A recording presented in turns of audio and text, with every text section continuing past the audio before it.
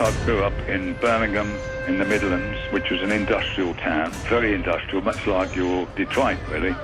I was doing welding. I actually liked the job, to be honest, but my main thing was music. Yeah, when I was, I think, probably 13 or something like that, I had my first guitar. Before that, in fact, I had an accordion. I played accordion because all my family played accordion.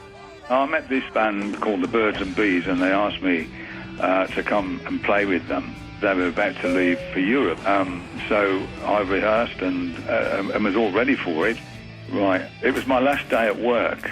I went home for lunch and I said to my mother, I'm not going to go back. And she says, you go back to work, you finish off, don't you let them down. When my mother sent me back to work, they put me on a huge machine, a massive thing. And I didn't know how to work it. As I was pushing the metal into the machine, it came down with such a force, and bang, and it just trapped my fingers, and as I pulled my hand back, I pulled the ends of the fingers off. There was blood going all over the place. I don't even remember how I got to the hospital when somebody arrived with my fingertips in a matchbox, and they were just, as far as the hospital was concerned, I could never play again. I was extremely depressed and very down, and the manager from the factory came to visit me at home. Really, really nice guy. And then he told me the story, of course, about Django Reinhardt, who had lost his fingers, for the fire. And it really, wow, and God, and it really inspired me to really get on with it and start trying to play, because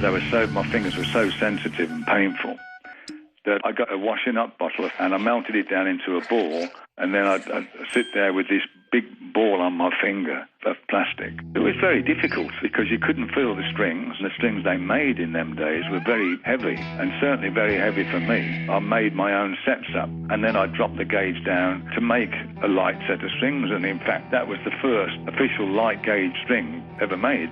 I had to try and make whatever I could sound big because of my disabilities. I came up with another sound by tuning the guitar down. I wanted more gain, a dirty sound, more aggressive and more raw and fat. I plugged it into the bass socket of the amp, which gave it a bit more sort of oomph. And that was my sound then. Of course, losing my fingertips was devastating, but in hindsight, it created something. It made me invent a new sound and a different style of playing and a different sort of music. So really, it turned out to be a good thing off a bad thing.